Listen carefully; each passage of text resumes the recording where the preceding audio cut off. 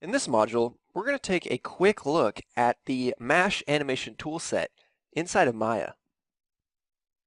All right, so we have a brand new scene open up here, and what we have is basically just a sphere object that has been cut in half and extruded to create this depth or this thickness in the sphere object, kind of like this bowl shape. Now, obviously it doesn't look too exciting here. There's no type of animation on this. So what we're going to do is we're going to utilize Maya's brand new Mesh Animation Toolset to create a type of procedural animation for this sphere object. Now, typically, this new Mesh Animation Toolset is more geared toward the motion designer. If you want to create kind of more abstract type of animation or even more procedural animation, the Mesh Animation Toolset is going to become really, really important for you. Now, of course, if you're more interested in the traditional hand key type of animation, you may not find this toolset as useful for you, but you still should be able to get a lot out of it, and a really lot of interesting animations can be created utilizing this Mesh toolset. And it's going to allow you to create the type of animation that would be extremely difficult to create with traditional hand-keyed animation. So let's go ahead and go over the process of just creating a very basic type of procedural animation utilizing the Mesh Animation Toolset. So what we'll go ahead and do is we'll select our bowl shape here, and then we want to make sure that we are inside the animation menu set, which we are. And then we're going to go over here to this Mesh menu. And anytime you have this green highlighted area inside of Maya, it's just indicating that this is a new feature that has been implemented inside of Maya 2017. So anytime you have a green type of outline or box around a menu or a parameter inside of Maya, you can know that this is a feature that has been recently added to the release. So we'll go ahead and let's go ahead and hit Create Mesh Network with our object selected. All right, and you can see we have our bowl shape here. But if we go ahead and press 4 on our keyboard and go into wireframe here, we can actually see that we have multiple bowl shapes here, multiple objects that have been created for us. Basically, we've created an instance of that single mesh. And we could go ahead and determine how many times we basically want to duplicate the mesh, or if we even want to. So we're able to adjust really the amount of instancing or duplicating that we have of this particular object. So let's go ahead and press 5 to go back to shaded mode. And we want to go over here to our attribute editor. And we're going to go over here to the distribute tab. Right up here, you can see it's called Mesh 1 Distribute.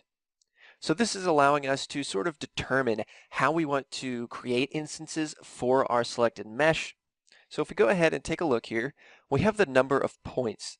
And this basically allows us to determine how many instances or duplicates do we want of the mesh. So by default, it's going to be set to 10. But of course, you could bring this down to 1, and now you're back to that single initial mesh that you have created. Of course, you could dial this up really as much as you need to. You could have 100 instances of that mesh. We're actually going to go ahead and just keep it to the default of 10. We really want to kind of just work with a lot of the default settings inside of Mesh just to kind of get your feet wet in the power of this tool set, so you can really understand if this is something that you really want to pursue with your animation, if you want to create this more type of motion graphics type of animation. Now, if we take a look at this distance, we can dial this up, and as we dial it up, you can see sort of the amount of duplicates that we actually have. We're working with multiple meshes here now. So you can get a good sense of sort of how this is set up. And we're actually going to go ahead and just bring that to 0. All right, and now let's go ahead and go over to this Mesh node inside the attribute editor. And if we go ahead and just real quick play the animation in our timeline, there's not going to be any type of animation in there just yet, because we need to actually specify what type of procedural animation do we want to apply to these instances. So let's go ahead and pause that. Go back to frame 1, and we want to go ahead and make sure that we have this add node menu open, and we're just going to scroll down a little bit. And you can see really the amount of options that you have in here for creating these type of procedural animations. You can see you have audio, so you could import something like an audio file and have that animation sort of react to the audio. We have things like curve and color and delay. You have a lot of really great options for creating some really interesting type of animations. And we're going to go ahead and actually scroll down a little bit, and we're just going to use this signal. And we'll go ahead and select that, and we're going to choose Add Signal Node. And this is actually going to create some really interesting type of animation for these sphere objects. So one of the things we're going to go ahead and do is just change this signal type from 4D noise to something like trigonometry. And this kind of just determines how this signal behavior is going to react in the actual animation. So you can play around with some of these settings to see kind of what they do to your animation. But for now, we're going to go ahead and set it to trigonometry there. So now what we're going to do is go down to this position area, and you can see we have a position of 1 on the X, 5 on the Y, and 1 on the Z. We really don't want to have any of those adjusted here. We don't want to have any type of offset between our actual instance geometry. So we're just going to bring these all to a value of 0, just to make sure that everything is kind of zeroed out here. All right, and now what we're going to do is we're going to take the rotate X, Y, and Z and adjust these values. So on the X value, we're going to type in something like 180, and you can see the result that we get here. And then we're going to type in a value of 90 on the Y, and then 45 on the Z. Now you'll notice in the viewport, we have some rotation on each of the instance objects here. Each of them are kind of rotated in a different degree, but it's kind of difficult to see exactly what's going on. So we actually need to scale some of this geometry down.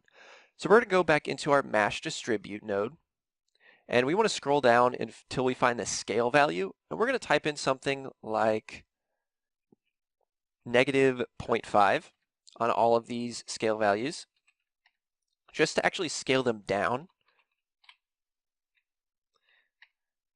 And now you can kind of get a better sense of sort of how these objects, each one of these instance objects, are rotated. Let's go ahead and jump back into the Mash signal node there. And let's actually go ahead and just play this animation and see what this signal node gives us in terms of procedural animation. So let's go ahead and hit play.